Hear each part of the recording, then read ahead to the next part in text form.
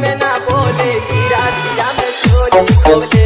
हमर राजा जी दिन में ना बोले कि रातिया में चोली खोले। हमर राजा हमर राजा हमर राजा हमर राजा हमर राजा जी दिन में ना बोले कि रातिया में चोली खोले। हमर राजा जी दिन में ना बोले कि रातिया में चोली खोले। रातिया में चोली खोले।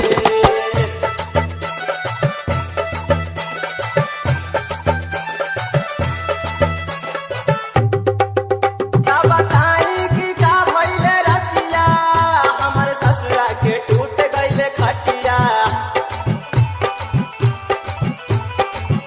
का बताई कि का भइले रतिया हमर ससुरा के टूट गइले खटिया।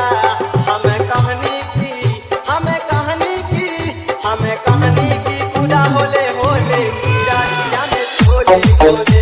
हमर राजा जी दिन में ना बोले कि रातिया में चोली खोले। रातिया में चोली खोले।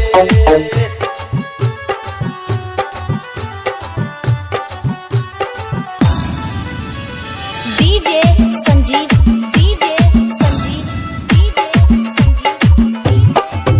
राजा पी के रतिया में आवे लगे होटवा से होटवा के चावे। राजा पी के रतिया में आवे लगे होटवा से होटवा के चावे। हमर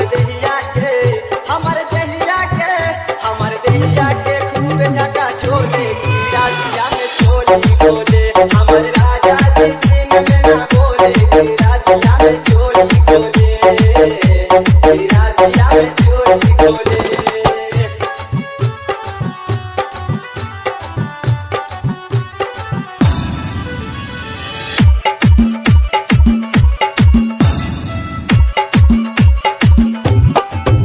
हमर पाकड़ के कामर कलैया राजा रात भर चुसौले मालैया।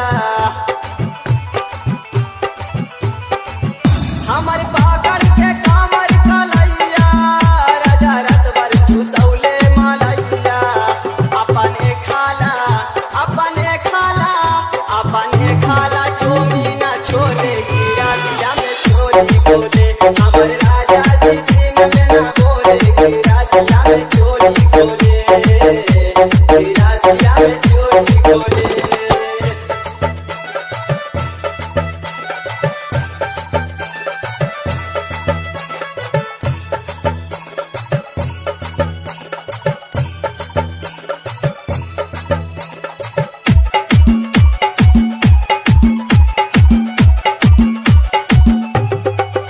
का बताई कि का भइले रतिया हमर ससुरा के टूट गइले खटिया। का बताई कि का भइले रतिया हमर ससुरा के टूट गइले खटिया। हमें कहनी की खुदा होले होले कि रातिया में चोली खोले। हमर राजा जी दिन में ना बोले कि रातिया में चोली खोले। रातिया में चोली खोले।